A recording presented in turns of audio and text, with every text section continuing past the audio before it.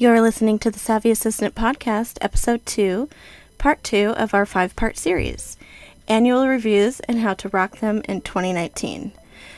So let's dive on in.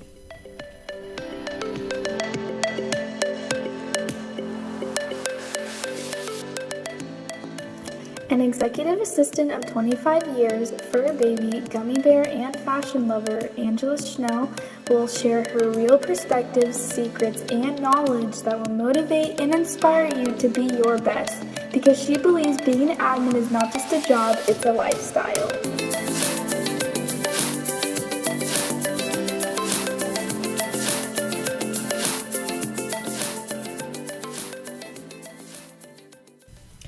Hi Savvies! In this episode, I'm going to hit on some pretty important points that can be measured at your next annual review.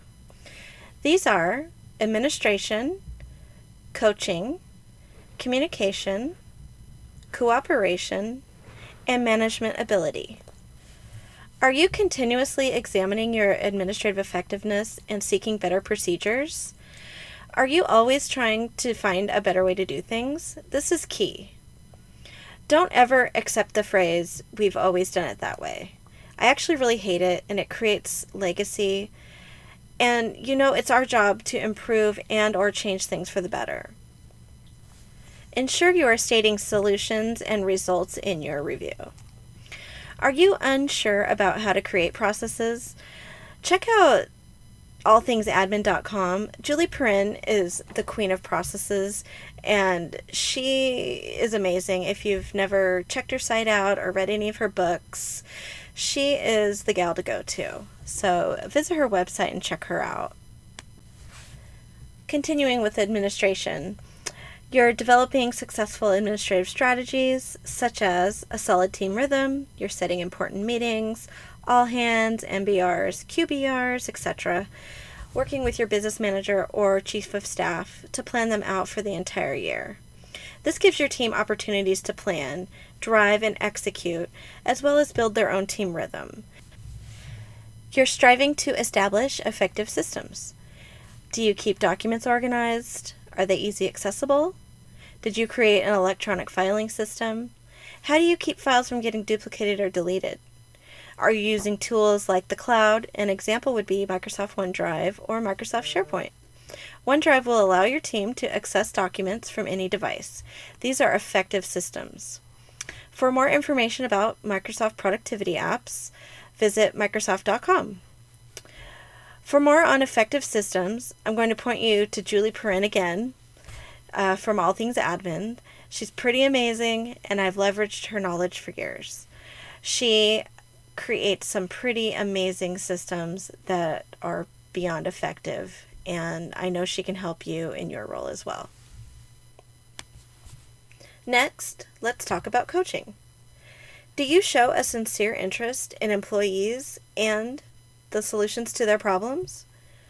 Do you offer advice and suggest solutions to everyday issues that may come up? It's really important to help coach through new to role and new to company employees.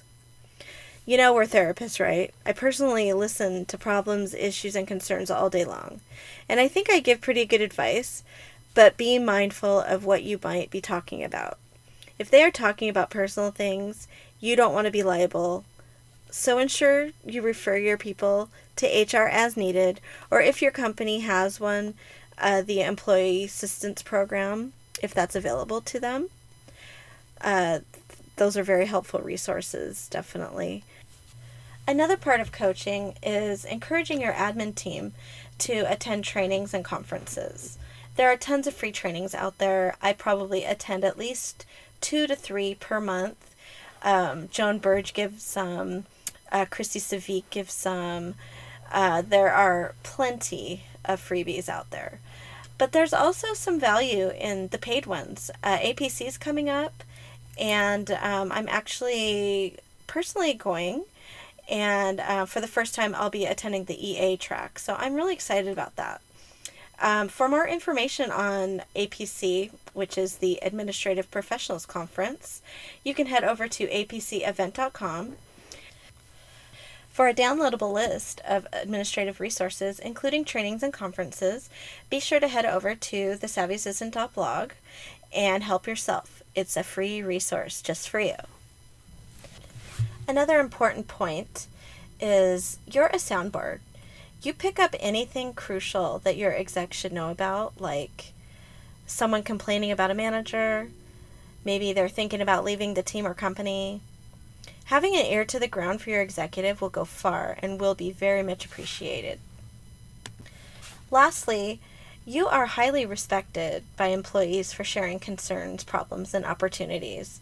This is very important. You are representing your exec, and you're an extension of them. Be approachable, inclusive, and open-minded. And remember, customer service with a smile.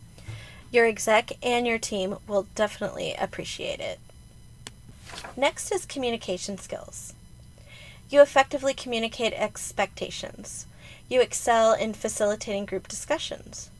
You keep meeting actions oriented by requiring an agenda and desired outcomes and other necessary details beforehand, timing each speaker for efficiency. If they are having constructive conversations, don't interrupt. Let them continue. This can be a key solution. You're effectively communicating upward, downward, and laterally. Are you networking with admins across your org? I ensure I have one-to-ones with the admins up and across the org. They are most likely supporting execs that your exec can eventually network, mentor, or partner with, if they haven't already. I found this to be very useful when I had to onboard an externally hired exec to the company. You enforce and communicate company policies and values to your team. A great tool for simple team communication is Microsoft Teams. Microsoft Teams allows you to create channels and notify folks in the tool rather than sending a gajillion emails. That may or may not be read. These messages stay in Teams and can be searched, so you're actually building a resource for folks to refer to. For more information about Microsoft Teams, visit Microsoft.com. Let's talk about cooperation. Cooperation can include encouraging collaboration with your team, sharing ideas and techniques. This means not hoarding knowledge. This does nothing for anyone. Sharing your knowledge shows teamwork and a growth mindset. You build strong relationships with others. You display a harmonious and cooperative spirit. Do you jump in on projects as you are able to? Do you offer help and resources to your team? These are key. Gladly shares expertise, mentoring and teaching. Again, knowledge sharing, and this goes back to coaching as well. Lastly, let's talk about management ability. You collaborate with individual team members to establish a development path. You provide support during periods of organizational changes. Support during organizational changes is super important. This can be a very sensitive time. What can you do to make this time easy? You can be there for your team, as I said before. We are also therapists. Also, maybe plan something fun. It can be as simple as bringing in donuts for the team. My team really loves donuts. Or maybe they're just being nice, because I bring them just about every Monday for our new employees, but I've never heard a complaint, so. Being thoughtful goes a long way, and it's a huge part of our job. So there you have it. 5 more skills that you can highlight to help rock your annual review. I hope you enjoyed this episode.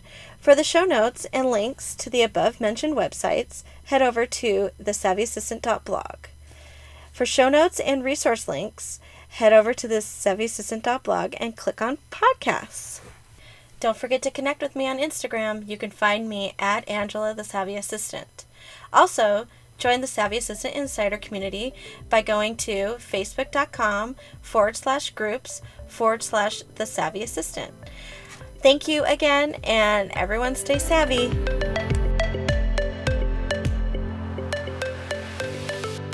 Do you want more Savvy Assistant Podcast Insider information? Head on over to www.thesavvyassistant.blog for show notes, downloads, and action-based tips. Want to chat with like-minded savvies like yourself?